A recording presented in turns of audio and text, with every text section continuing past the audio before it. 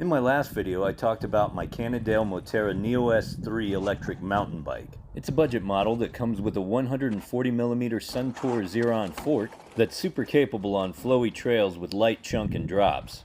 The higher end Moterras come with a 150mm fork that soaks up those bigger hits a lot better.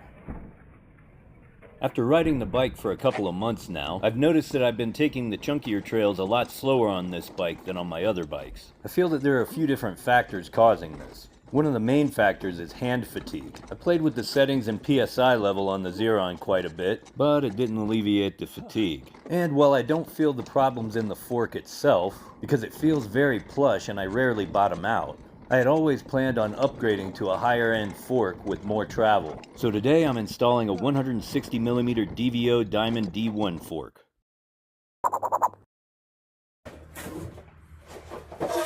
Okay, so today I'm going to be changing out the fork on my Cannondale Moterra Neo S3, giving it a little bit more travel. I'm going to go from a 140mm fork to a 160mm. This is a DVO diamond fork. I've had this fork for a couple of years. Been looking to put it on a bike for a while now, so I finally get the chance. Going from a budget fork to a premium fork. Hopefully I'm going to see the difference. Riding this bike, it is of course an electric bike. I was feeling in my hands, my hands would get fatigued really quickly, and I was thinking, well, it's a lower travel, it's a heavier bike. Maybe that's the reason why that's happening. But really, I think when REI put this bike together, they cut the steerer tube way too small. So if you look at my fork on my Evil the Reckoning, you'll see I got quite a bit of steerer tube right in here. And then even on the top of it, if I wanted to go up a little bit higher, I got some on the top. So REI, when they built this up, they cut to where there's barely any steerer tube, you know, just enough to get these three spacers in there, and got nothing on top. I wish they wouldn't have done that. I wish they would have left at least that much up on top. That would have given me a little bit more room. I would have liked to have raised the handlebars a bit, and these handlebars are more or less flat, a little bit of a rise. So I'm going to get handlebars with a higher rise as well, and I think that's going to help with the hand fatigue. Going to raise those handlebars up. I'm going to start with the handlebars because I want everything set up on the cockpit exactly the way it's going to go before I actually change the fork out. So of course I'm taking everything off of the old handlebars so I can get them on the new ones. By the way, this footage is not sped up. I'm just a very fast worker. This is a fun crossfire stem that I'm reusing from previous builds as well. It's a fatter stem that will also help to raise my riding position. Yeah, so that's basically how the cockpit's going to look. I'll go back and torque it to spec later on. But I'm going to get this just kind of in the basic spots where I want them. Alright, good for now. Alright, yeah, looks pretty good.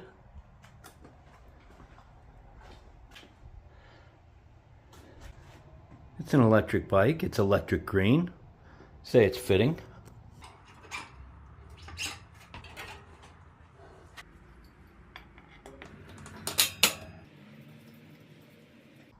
We're going to be greasing this up in a little bit. I'm just wanting to fit this first.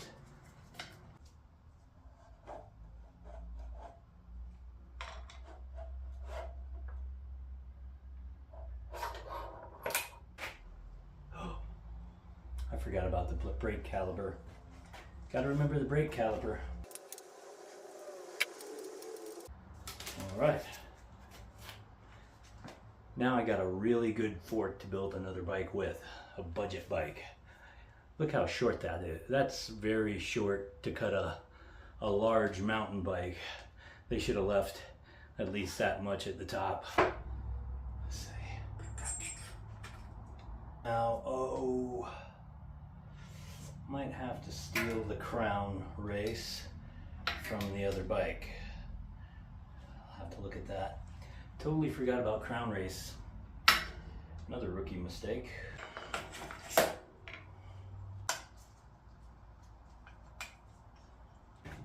Now I'm going to get some spacers under here and make sure I don't cut this one too short like REI did with my last fork.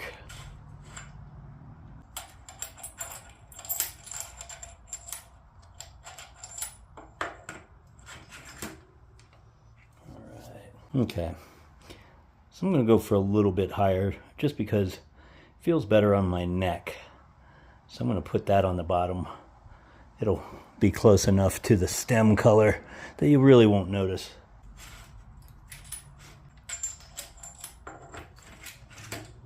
Oh yeah. You'd have to look pretty hard for that to bug you. Matches the handlebar and the stem too well. I'm going to just make sure I do it right there. So now it's time to cut the steerer tube.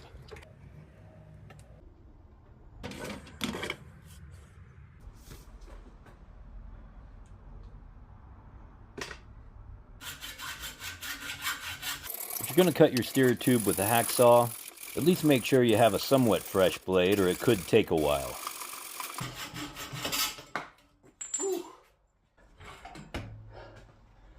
And always make sure you file your steerer tube smooth after cutting. Nice. I actually found a crown race in my stash. Alright, putting the star nut in. Using a little bike hand star nut tool.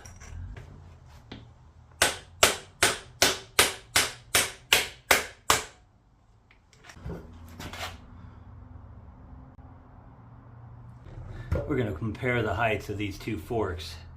Look at how much lower that one is. No wonder why I'm feeling so much fatigue in my hands. I'm having to lean forward too much. Right, now it's time to put the crown race on there. Alright, little crown race tool.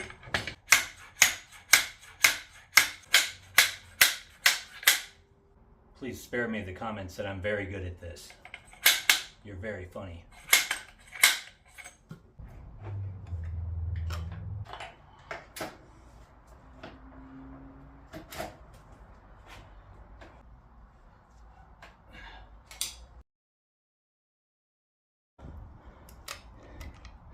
Let's get dangerous.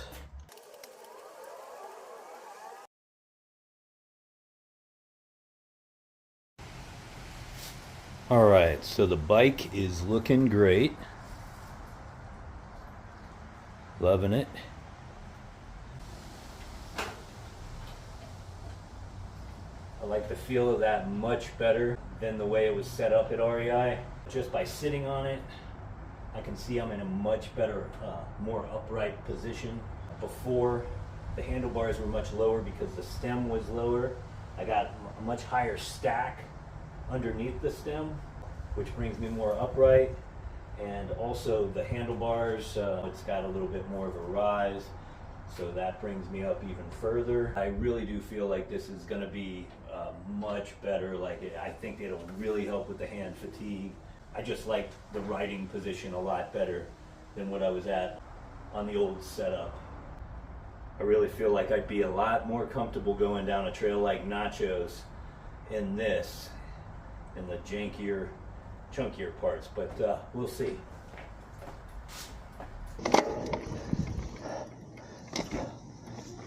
So here we are back at Nacho's trail. So my fastest time on Nacho's is about 1 minute 11 seconds. I don't expect to beat that. Going down a trail like this, I'd much rather be on my Enduro Evil the Reckoning. But I do hope with my 160 millimeter fork, I'm going to be able to hit it at a little bit faster pace where it feels more comfortable. I also moved my brake levers in a little bit so I could feel more comfortable doing a one finger braking. I think that's part of the reason why my hands were getting so fatigued. I was using 2 fingers. I hate to use 2 fingers.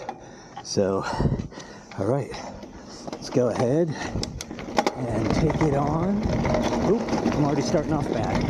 Forgot where to drop in.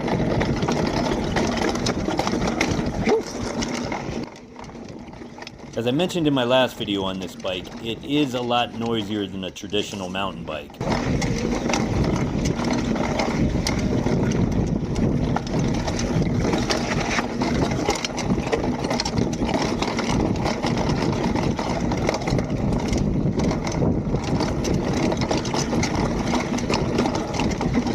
This car's really running out now. Whew.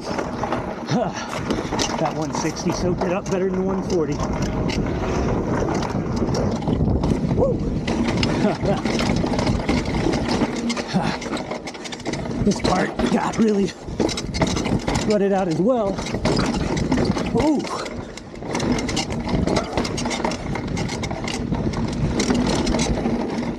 Ooh. Oh, nice.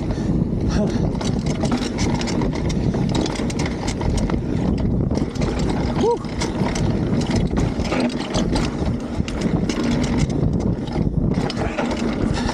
Definitely more comfortable on it.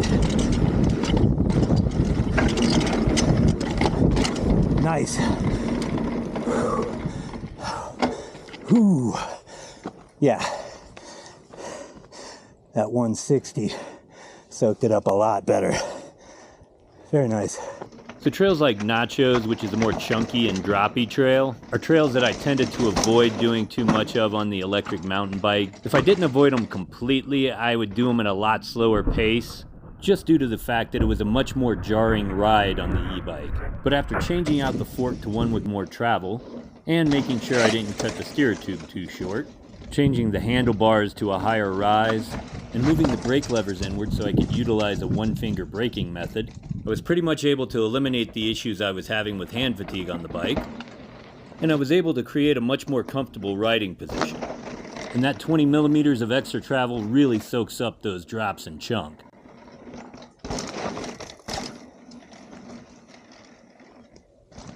Alright, so what are my thoughts after installing the new handlebars and the fork? It's phenomenal. It's performing more like an enduro style bike than it ever was before. Now if you're thinking jumping from a 140 millimeter fork to a 160 is a huge difference, it kind of is. You know, they say going 20 millimeters is about as much as you should do. But normally this frame comes with a 150 millimeter fork. I got the budget version, which came with a 140 millimeter fork. So I look at it as I'm only going up 10 millimeters. But even so, I used to have a 2018 Santa Cruz Tallboy, which is actually the bike that I sold to buy this bike. That came with a 120 millimeter RockShox Recon fork that I changed out for a 140 millimeter Fox Factory fork, and that bike for years performed much better with 20 extra millimeters than it did with the 120, and I never saw any negative effects. Now as far as the hand fatigue is concerned, I really don't feel that the fork's travel had anything to do with that, although, you know, it gives a little bit more cushion on the chunkier part, so maybe a little bit had to do with it. I really feel like a big part of that was how short REI cut the steerer tube, because really it kept me from being able to raise the stem higher, and you know, which raises the handlebars to have a higher riding position. I was leaning way too forward before. My position on the bike is much better, at least for me. I prefer it a little bit higher riding position. And the rise of the handlebars now is higher, and of course, much higher stem than it was before. So that really helped with the riding position, definitely. Also, one thing that I didn't think of until I actually was riding the bike, I went on that ride yesterday, was the position of the brake levers.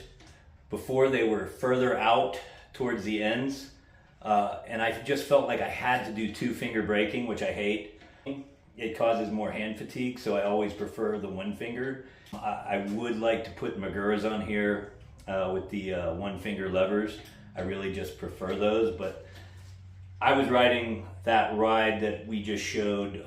The whole ride I was riding it with one finger, and I had much less hand fatigue. So really, I think with the combination of the increased travel on the fork, which helps absorb those bigger impacts, those big hits, raising the stem and getting a higher rise on my handlebars, which, you know, brings my riding position up, and moving the brake levers in to where I can just do the one finger braking. Just everything all together just really helps with the hand fatigue. Anyway, thanks for watching. If you liked the video, give me one of these. If you didn't like the video, give me one of these. I don't care. But if you did like the video and you've seen my other videos and like, well, maybe consider doing this. I'm hoping it says subscribe up there. I'm not too good at editing these things.